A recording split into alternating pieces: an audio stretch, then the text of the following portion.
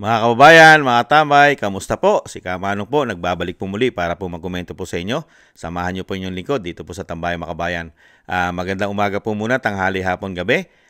Madaling araw po sa ating lahat. Sana po nasa maayos po tayong kalagayan lahat, mga kababayan. Umpisa na po natin, mga tambay. Ito po, komentuhan po natin. Ito pong balita, mga tambay. Ang binagoong ang Pilipinas, mga kababayan. 3 taon po tayong binigyan ng sobrang kahirapan ng ating buhay. Korupsyon, pamumulitika.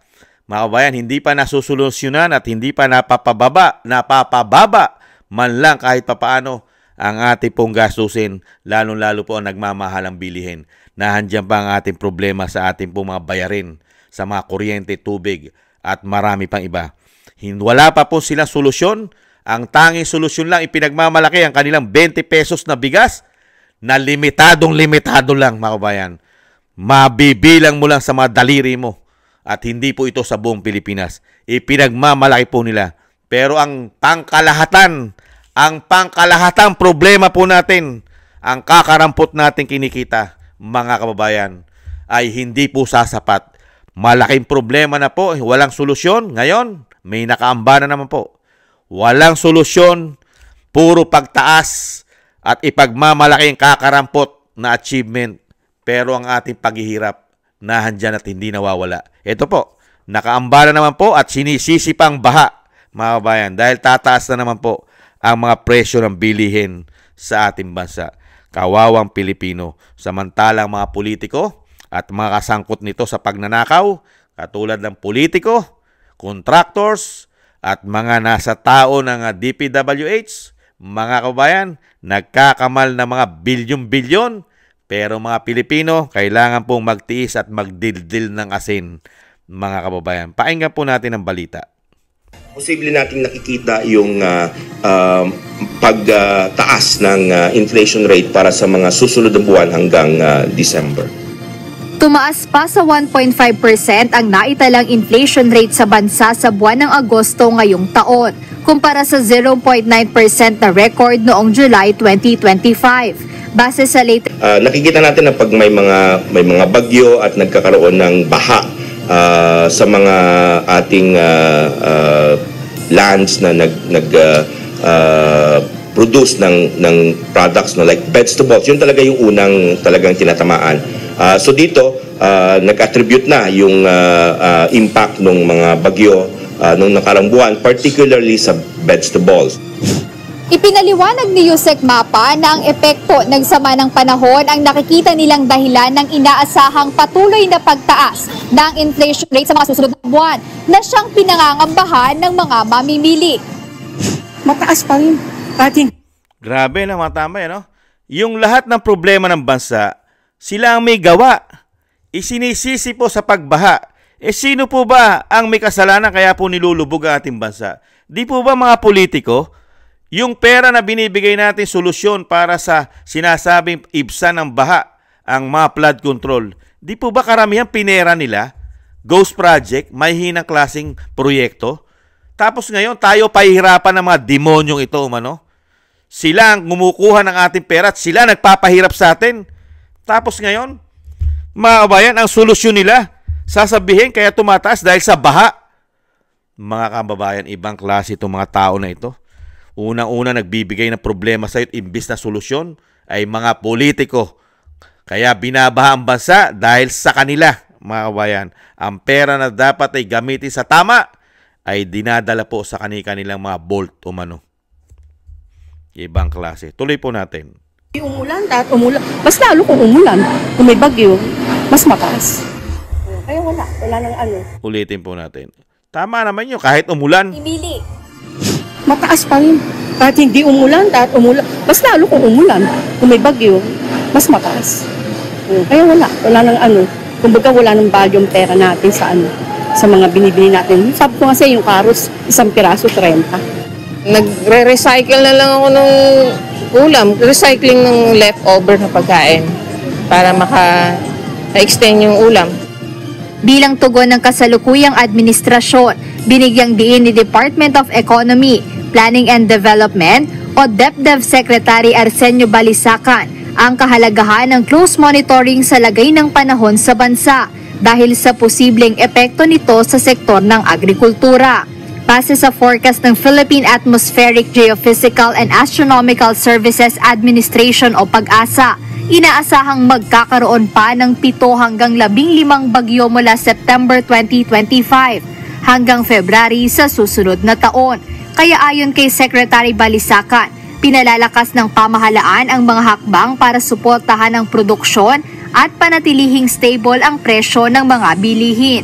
Isa na rito ang paglalaan ng Department of Agriculture o DA ng mga binhi at iba pang kagamitan upang matulungan ang mga magsasaka at mangingisda.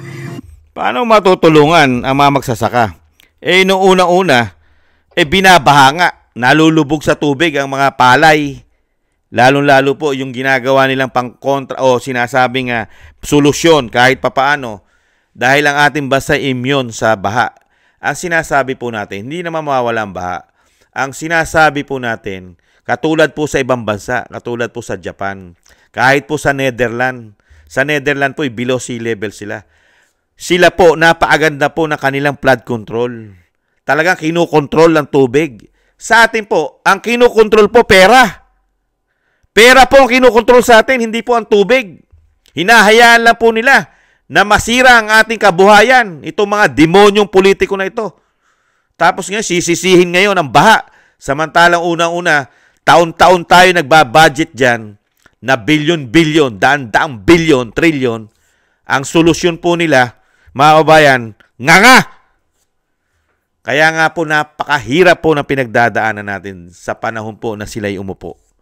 Mga kabayan, walang patuloy na, ang ating bilhin ay patuloy na pagtaas ng pagtaas. Wala silang pakialam dyan.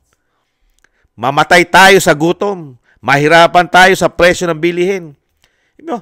Dati, makakabili ka, mga kabayan, 60 pesos, 30 pesos, 50 pesos na carrots. Ngayon, isang piraso, 30 pesos. Samantala nung kilo, makakabili ka, 30 pesos kilo ng carrots. Di mo ba? Ngayon, 30 pesos, isang piraso na lang. Mga kabayan, ibang klase itong mga tao na ito. Ibang klase ang ating gobyerno. Tapos sisisihin mo yung baha, bagyo. Kaya ka nga naglalagay na napakaraming pera para masolusyonan mo ang problema natin sa bagyo, sa binibigay at binubuhos na tubig. Mas lalong lumala nung sila'y umupo, lalong lumala, mga kabayan. Kaya po tayo, unti-unti tayong pinapatay ng gobyerno na ito. Pinapatay tayo sa sakuna at pinapatay tayo sa gutom dahil sa napakamahal na bilihin. Samantalang ang ating bansa, kung tutuusin, ay nasa magandang bansa tayo. Lahat ay po pwedeng tumubo kahit anong klaseng pananim sa ating bansa. Pero dahil sa mga politikong magnanakaw at kurap na ang ginagawa po ay puro pagnanakaw umano, kaya po tayo, ang ating po mga kabuhayan na dapat ay napapakinabangan natin, ay yan po ang naging solusyon nila sa mga proyekto nila katulad ng flood control. Ang ating po mga pananim, ang ating mga palay, mga gulay, lahat nilulubog sa baha dahil po sa mga katarantaduhan ng mga demonyong politiko. Ngayon, itataas na naman ang bilihin at ang inflation ay kailanman po hindi bababayan. Hanggat ang nanunungkulan po ang ito pong gobyerno nila ngayon, malabo pong bumaba ang inflation po ng ating bansa. Malabo po yan, mga kabayan. Unang-una, paano bababa inflation mo? Wala kang maibigay na trabaho. Bagsak ang ekonomiya mo. Mismo ang World Bank nagsasabi, ang ating bansa ay bagsak ang ekonomiya dahil baon tayo sa utang. Kaya nga nangungutang pa sila dahil yung ating utang ay kailangang bayaran yung mga interes. Yung mga interes ay babayaran mo kaya mangungutang ka. Di mo ba nangungutang sila? Mga kababayan, ganyan po kawawalang yang maglingkod magmula nung sila'y pumasok. Dinala tayo sa isang damukal na korupsyon, pamumulitika, pagtaas ng bilihin, pero ang solusyon ipagmamalaki ang 20 pesos na kilo ng bigas na ilan lang at limitado lang makakabili. Hindi naman buong Pilipinas yan. Saka yan, hindi nationwide yan. Limitado lang yan. Pag naubos na yung sinasabi lang, kung iyan ay hanggang 50 sacks o 100 sacks, hanggang doon lang po yun. Yung po ba ay mabibili po yan ng mahigit 100 milyong Pilipino? Yang solusyon na yan? Di po ba hindi? At yan po ay parte pa rin ng corruption yan. Komento ko po. May corruption pa rin po yan umano. Yung ginagawa po nilang 20 pesos na bigas umano. Hindi kaya? Nagtatanong lang si Kamanong. Yan po mga kababayan, ang napakasaklap na sinasanay po tayo ng gobyernong ito sa kahirapan.